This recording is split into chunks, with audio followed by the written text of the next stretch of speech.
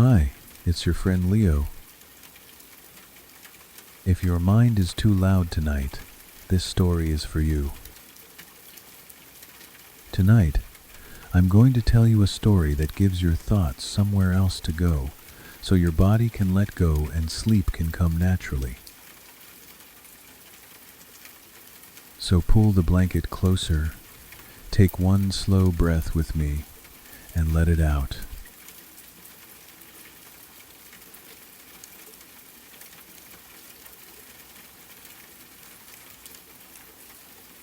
Keep your eyes open for a moment and let them rest on one thing in the room. You can look at it softly, the way you look at something when your body already knows the day is almost over. Let your eyes feel heavy and let your body stay warm where it is, with the bed beneath you and the night around you. Take a deep breath in through your nose. Let the air come in slowly and let your chest rise. Hold it for a moment. Now breathe out through your mouth and let your body sink a little deeper into the bed. Take another breath in. Let it come in slow and steady, as though your whole body has been waiting for this one breath. Hold it gently. Now breathe out and let your shoulders grow heavy. Take one last deep breath in. Let this breath feel calm and easy. Hold it for a moment. Now breathe out slowly, and when your eyes feel ready, let them close.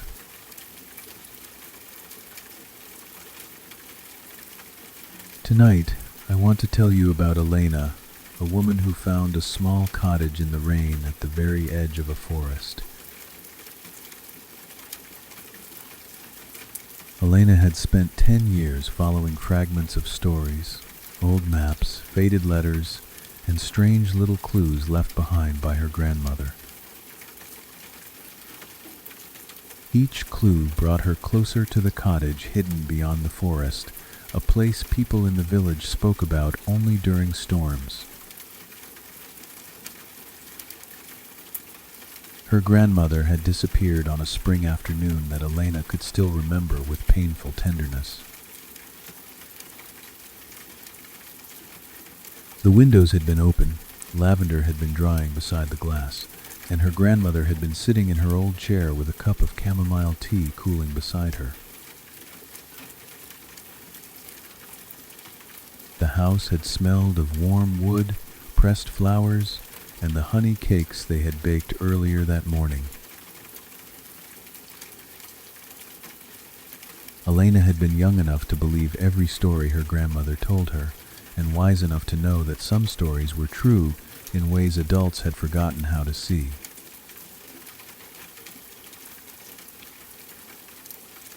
That afternoon, a golden butterfly appeared inside a glass jar on the windowsill. Its wings shimmered with tiny patterns that looked almost like handwriting when the sunlight touched them. Her grandmother's chair sat empty. The tea remained untouched, and the room felt as though a sentence had been left unfinished in the air.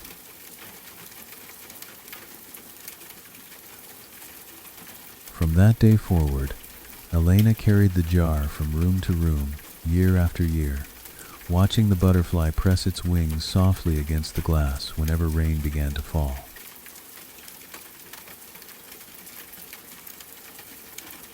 Most people said grief could make a person see meaning where life had only left pain. Elena listened politely, and still she kept the jar beside her bed.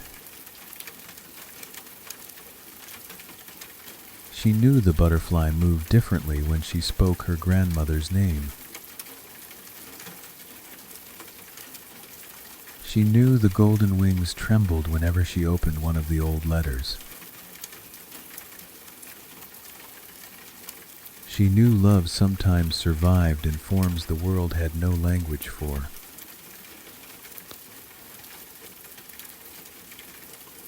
The final clue came inside a book bound in green cloth, hidden beneath a loose floorboard in her grandmother's bedroom. Elena found it on a night when rain covered the windows and the whole house seemed to breathe around her. Between the pages lay a folded map, and on the map a thin silver path wound through a forest toward a cottage drawn in golden ink.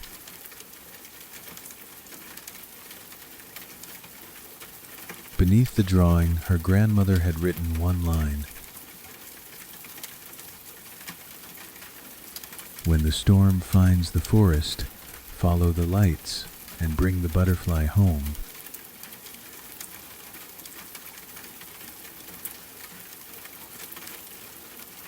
So Elena went.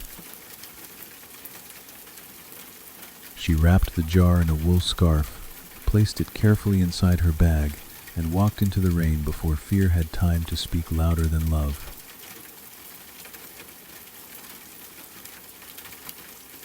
The forest received her with dripping branches, wet stone, and mist that moved between the trees like pale breath.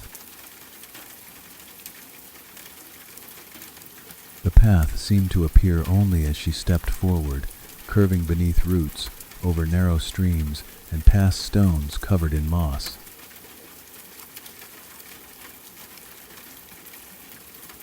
Every so often, a golden light floated ahead of her, warm and small, like a lantern carried by an unseen hand.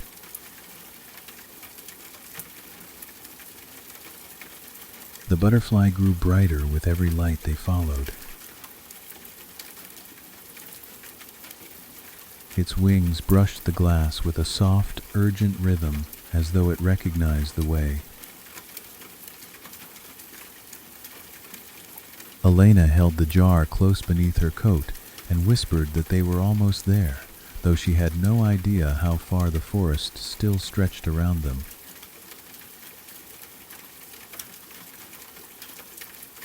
The rain deepened, the sky darkened, and the world behind her seemed to fade until only the path, the jar, and the golden lights remained.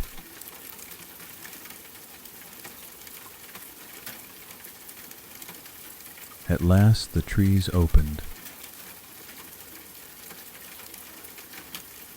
The cottage stood in a hollow of wild grass and silver rain, glowing from every window as though it had been waiting with its lamps lit for years.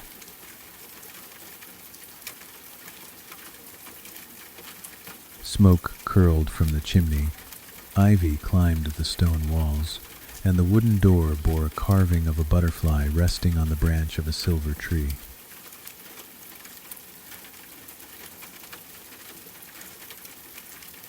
Elena touched the carving with trembling fingers, and the butterfly inside the jar became completely still.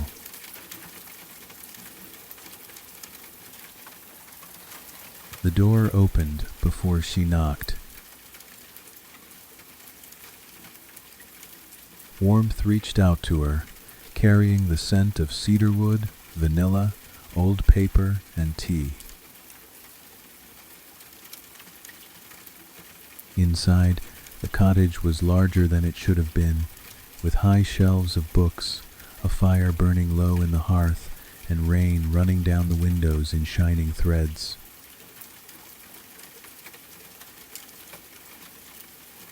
A cup of tea waited on a table beside the chair, and beside the cup lay an envelope addressed to Elena in her grandmother's handwriting.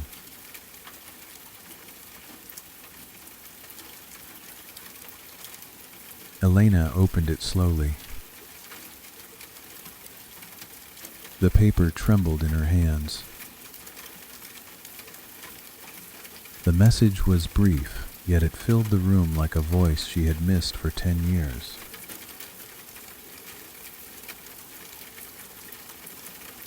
My darling girl, the cottage will open only to the memories you are brave enough to enter.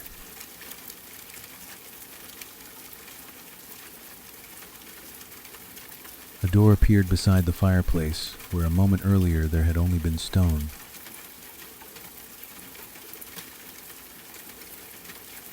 Elena stepped through it and found herself in a hallway lined with clocks.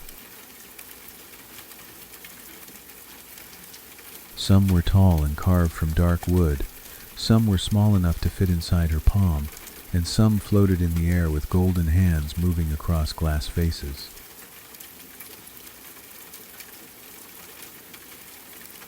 Every clock carried a memory instead of a time.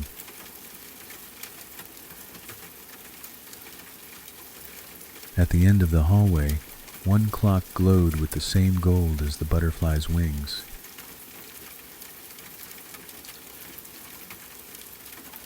Elena touched it, and the hallway dissolved into sunlight.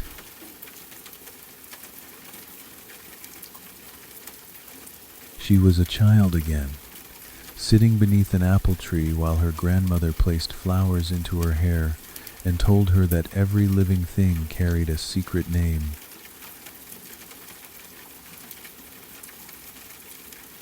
Elena could smell crushed grass, apple blossom, and the sweetness of honey cakes cooling in a basket nearby.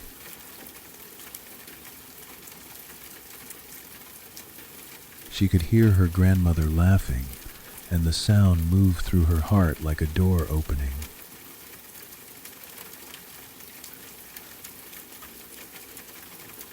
When the memory faded, Elena stood in the cottage again with tears on her cheeks. The butterfly glowed brighter, and a thin golden line appeared across the glass jar.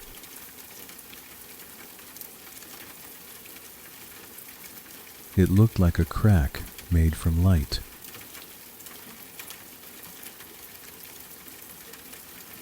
The second room opened from the far wall. It was a library with shelves so high they disappeared into shadow, and every book seemed to breathe softly as Elena passed.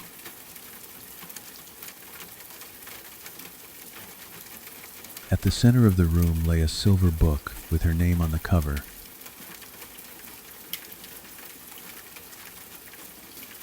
When she opened it, another memory rose from the pages.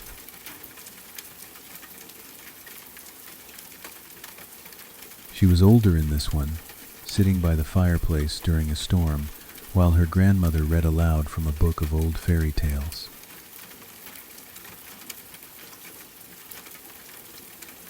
Rain moved over the roof, candles burned along the mantel, and Elena leaned against her grandmother's side with the deep safety of a child who believed the world could still be repaired by stories.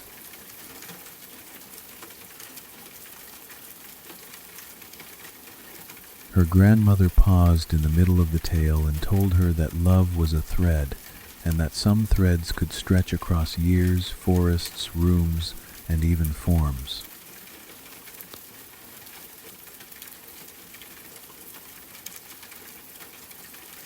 The memory loosened something inside Elena. For years, grief had made her feel as though childhood had been sealed behind glass with the butterfly.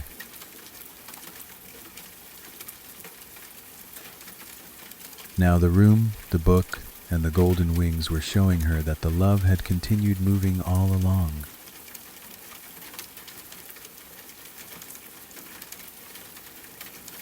Another line of light spread across the jar.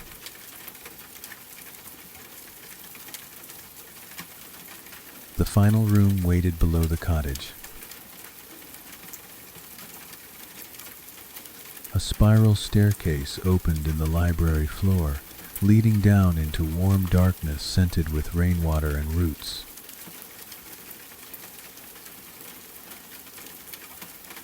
Elena carried the jar carefully as she descended.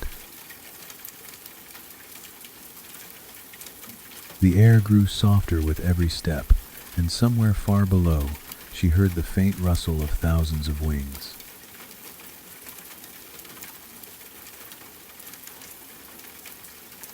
The staircase ended in a circular chamber beneath the earth.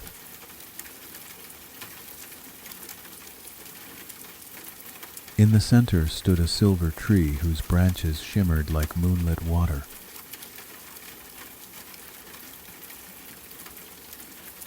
Golden butterflies rested among the leaves, rising and settling in slow waves of light.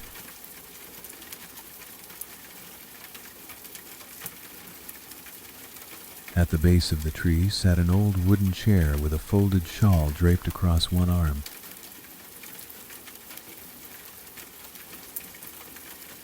Elena knew the shawl before she touched it. It was her grandmother's.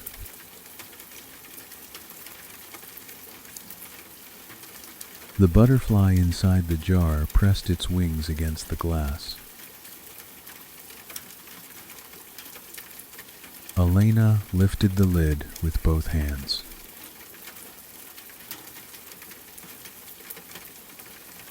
For a breath, the butterfly remained where it was, trembling in the golden hush of the chamber.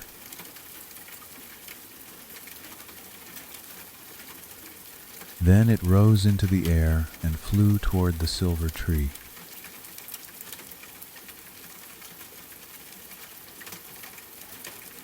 Light poured through the branches.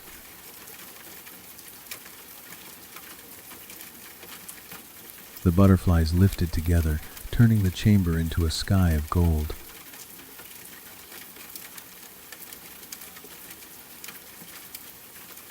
In the center of that light, beneath the silver leaves, Elena saw her grandmother.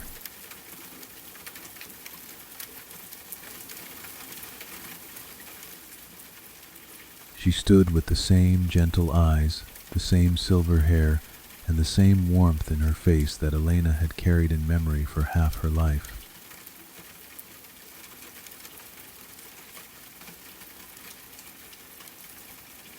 Elena crossed the chamber without speaking.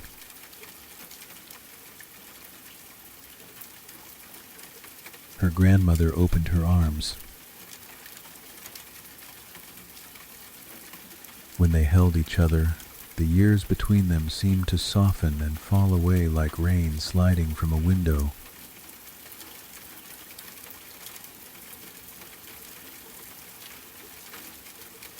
Elena felt the shawl against her cheek, smelled lavender in her grandmother's hair, and heard the same heartbeat she had listened to as a child during storms.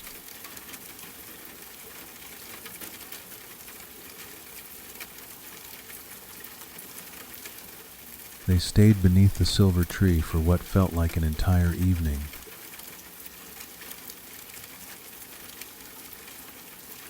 Her grandmother told her that the cottage was a guardian place, built from old promises and kept alive by memory.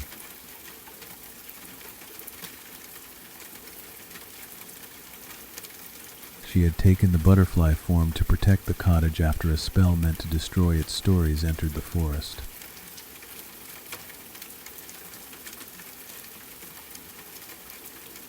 The jar had kept her close to Elena until Elena was grown enough to follow the path, open the rooms, and bring the memories home.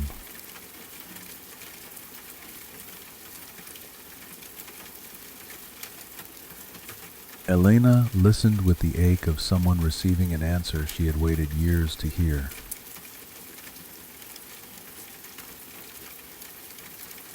She understood then that finding her grandmother had never been only about solving the mystery.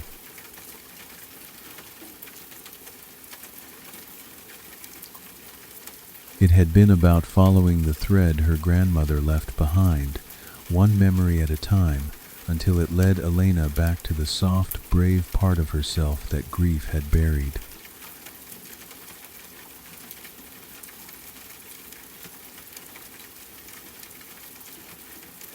As dawn approached, the silver tree began to glow.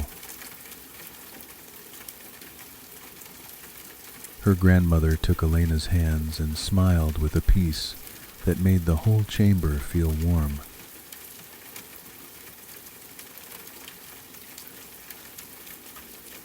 She told Elena that love had done what love always does when it is real.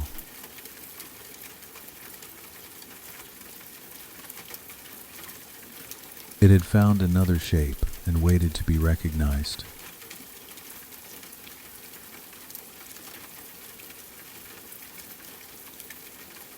The golden butterflies rose into the branches.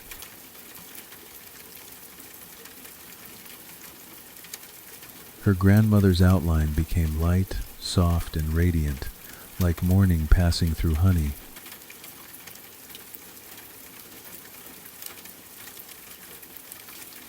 Elena held her hands until the warmth faded from her palms, and the silver tree filled with thousands of shimmering wings.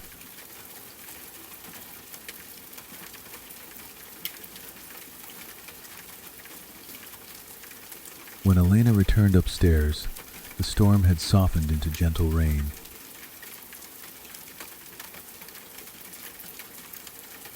The cottage had prepared a bedroom beneath the roof, with clean sheets, a lavender pillow, and a small round window looking out toward the forest.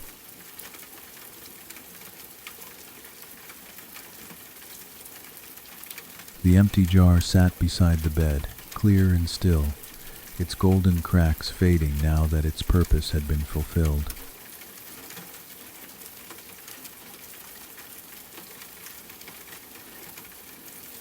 Elena slipped beneath the blankets. The bed received her tired body with warmth.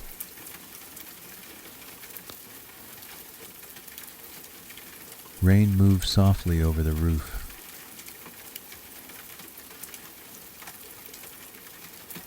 The cottage creaked around her like an old story settling into its final page.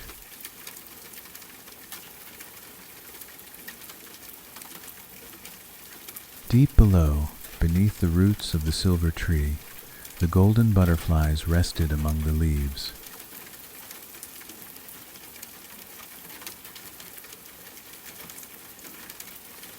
Her eyes grew heavy.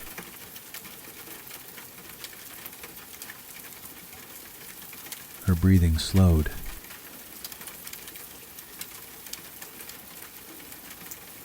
The forest faded into darkness and rain.